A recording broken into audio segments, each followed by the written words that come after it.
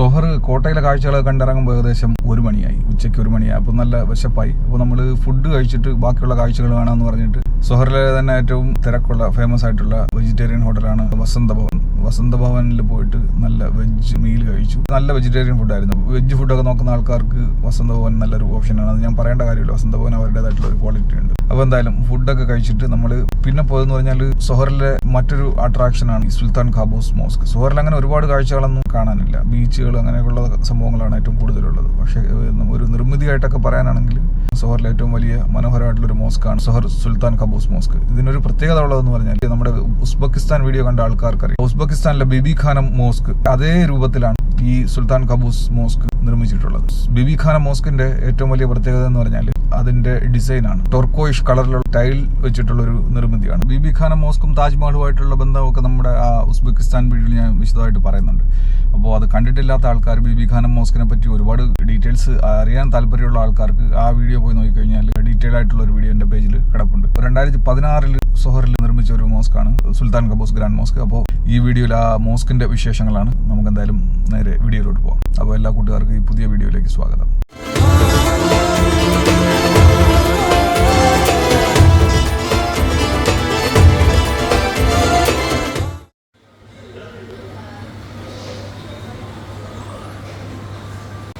നമ്മൾ ലഞ്ച് കഴിക്കാൻ വേണ്ടി ഒരു കയറിയാണ് വസന്തഭവൻ എന്ന് പറയുന്ന ഹോട്ടലിൽ. ഇവിടെ നിന്നാണ് നമ്മൾ ലഞ്ച് കഴിച്ചത്. നല്ല ടേസ്റ്റുള്ള ഫുഡായിരുന്നു. ഇനിയിപ്പോൾ നമ്മൾ അടുത്ത് സൊഹർ സുൽത്താൻ ഖാബൂസ് മോസ്കിലോട്ട് പോകാനുള്ള പ്ലാനാണ്. ഞങ്ങൾ ഫുഡൊക്കെ കഴിച്ചിട്ട് പുറത്തിറങ്ങി സുൽത്താൻ ഖാബൂസ് മോസ്കിലോട്ട് പോയിക്കൊണ്ടിരിക്കുകയാണ്. അത് കഴിഞ്ഞിട്ട് വൈകുന്നേരം മസ്കറ്റിലോട്ട് പോകാനാണ് പ്ലാൻ. സൊഹറിൽ ഇനിയിപ്പോൾ കാണാനുള്ളത് ഈ സുൽത്താൻ ഖാബൂസ് മോസ്കും കൂടെയാണ്. അപ്പോൾ ജസ്റ്റ് നമ്മൾ ഹോട്ടലിൽ നിന്ന് ഇറങ്ങി സുൽത്താൻ ഖാബൂസ് മോസ്കിലോട്ട് പോകാനുള്ള ട്രിപ്പ് സ്റ്റാർട്ട് ചെയ്തു. നമ്മുടെ ഈ ഇടതുവശത്ത് കാണുന്നതാണ് സൊഹറിലെ ചൈന മാർക്കറ്റ്. അൽബത്ത സ്ട്രീറ്റ് എന്നാണ് ഈ സ്ട്രീറ്റിൻ്റെ പേര്. ഈ വലതുവശത്ത് നമ്മുടെ നാഷണൽ ഹൈവേ 1 ആണ്. അതുപോലെ ഈ നീല പെയിൻ്റ് അടിച്ചിരിക്കുന്നതെന്ന് പറഞ്ഞാൽ സൈക്കിൾ യാത്രക്കാർക്കുള്ള സൈക്കിൾ ട്രാക്കാണ്. സൈക്കിൾ യാത്രക്കാർക്ക് സേഫായിട്ട് യാത്ര ചെയ്യാനുള്ളൊരു സംവിധാനം. UAE-ലും അടുത്ത കാലത്ത് ഇതുപോലെയുള്ള പ്രത്യേക ട്രാക്കുകളൊക്കെ സൈക്കിളിനും അതുപോലെ ഈ ബൈക്കിനും ഒക്കെ വന്നിട്ടുണ്ടെന്ന് പറയുന്നുണ്ട്. ഞാൻ ഇതുവരെ കണ്ടിട്ടില്ല, പക്ഷേ അങ്ങനെയുള്ള സൗകര്യങ്ങളൊക്കെ ഇപ്പോൾ വന്നിട്ടുണ്ടെന്ന് പറയുന്നുണ്ട്. അതെന്തായാലും കൊള്ളാം.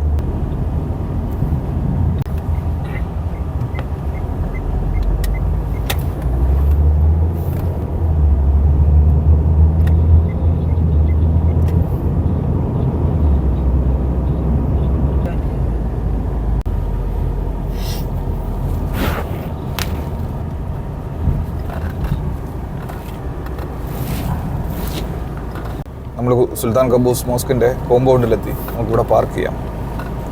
നമ്മൾ സുൽത്താൻ ഖാബൂസ് മോസ്കിൻ്റെ പാർക്കിങ്ങിൽ വണ്ടി പാർക്ക് ചെയ്തു. ഈ മോസ്കിനൊരു പ്രത്യേകത ഉണ്ട്. നമ്മുടെ ഉസ്ബെക്കിസ്ഥാൻ സീരീസ് കണ്ട ആൾക്കാർക്കറിയാം. നമ്മൾ സാമർഖണ്ഡിൽ ബിബി ഖാനം മോസ്ക് എന്ന് പേരുള്ളൊരു മോസ്കിൽ പോയിട്ടുണ്ടായിരുന്നു. ആ മോസ്കിൻ്റെ അതേ മോഡലിലാണ് ഈ ഒരു മോസ്ക് നിർമ്മിച്ചിരിക്കുന്നത് എന്നുള്ളൊരു പ്രത്യേകത ഉണ്ട്.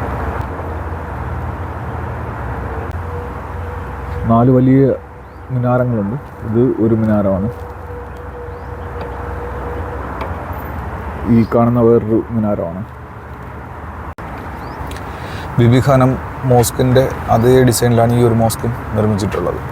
ആ മോസ്ക് നിർമ്മിക്കാനായിട്ടുള്ള കാരണവും അതുപോലെ താജ്മഹൽ ഇന്ത്യയായിട്ടുള്ള ബന്ധവും ഒക്കെ ഞാൻ ആ വിശദമായിട്ട് ബിബി ഖാനം വീഡിയോയിൽ പറയുന്നുണ്ട്.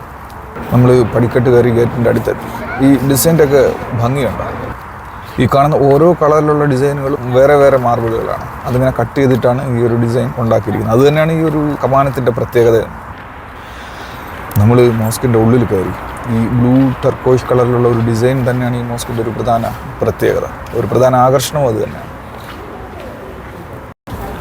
ഇതിൻ്റെ ഇൻറ്റീരിയറൊക്കെ നല്ല രസമുള്ള ഇൻറ്റീരിയേഴ്സാണ്.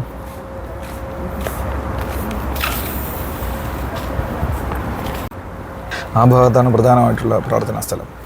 നമുക്ക് അങ്ങോട്ട് പോകാം. ഇതിനകത്തൊരു ലൈബ്രറി അതുപോലെ ഖുർആനൊക്കെ പഠിപ്പിക്കുന്ന ഒരു സ്കൂളൊക്കെ ഉണ്ടെന്നാണ് ബോർഡിനകത്ത് എഴുതിയിരിക്കുന്നത്. ഈ ബോർഡ് കണ്ടപ്പോൾ അങ്ങനെ ആ കാര്യം മനസ്സിലായി. ഈ ഭാഗത്തൊരു സ്ക്രീൻ വെച്ചിട്ടുണ്ട്. മോസ്കിൻ്റെ ഡീറ്റെയിൽസൊക്കെ അറിയാൻ കഴിയുന്ന രീതിയിലുള്ള ഒരു സ്ക്രീനാണത്. ഈ ഒരു ഭാഗത്തുണ്ട് ഒരു മെയിൻ്റനൻസ് നടക്കുന്നുണ്ട്. ഇതാണ് ഉള്ളിലുള്ള വ്യൂ. ഇത് ഓപ്പണായിട്ട് നമസ്കരിക്കുന്ന സ്ഥലമാണിത്.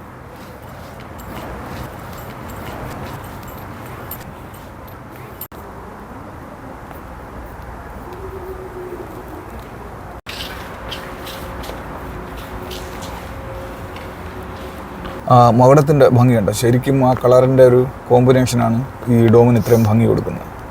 മുസ്ലിം സന്ദർശകർക്ക് സുബഹി മുതൽ ഇഷാ നമസ്കാരം വരെയും, മുസ്ലിം അല്ലാത്ത സന്ദർശകർക്ക് രാവിലെ 8 മണി മുതൽ 11 മണി വരെയാണ് സന്ദർശന സമയം എന്ന് ഇവിടെ എഴുതി വെച്ചിട്ടുണ്ടായിരുന്നു.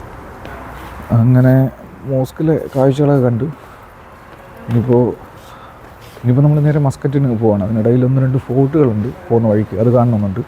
അപ്പോൾ എന്തായാലും നമ്മൾ മസ്ജിദിൽ നിന്ന് മോസ്കിൽ നിന്ന് പുറത്തിറങ്ങാണ് ഇപ്പോൾ.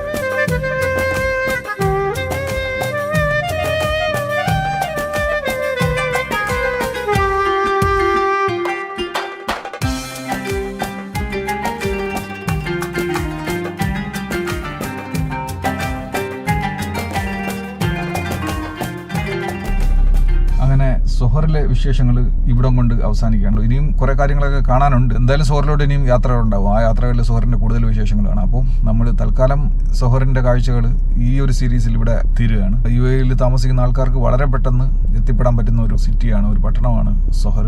ആകെ 2 മണിക്കൂർ യാത്രയേ ഉള്ളൂ. യാത്ര ഇഷ്ടപ്പെടുന്ന എല്ലാ ആൾക്കാരും സൊഹർ ഒരു പ്രാവശ്യമെങ്കിലും വന്ന് വിസിറ്റ് ചെയ്യേണ്ട ഒരു സ്ഥലമാണ് എന്നാണ് എനിക്ക് പറയാനുള്ളത്. ഈ വീഡിയോ ഇവിടെ അവസാനിക്കുകയാണ്. അടുത്ത വീഡിയോയിൽ ഇനി യാത്രയുടെ തുടർച്ചയായിട്ട് മസ്കറ്റിലോട്ട് പോകുന്നതും അത് കഴിഞ്ഞിട്ട് മസ്കറ്റിൽ കണ്ട കാഴ്ചകളൊക്കെയാണ് ഇനി വരുന്ന എപ്പിസോഡുകളിൽ. അപ്പോൾ എല്ലാ കൂട്ടുകാർക്കും നന്ദി. അടുത്ത വീഡിയോയിൽ കാണാം. ബൈ.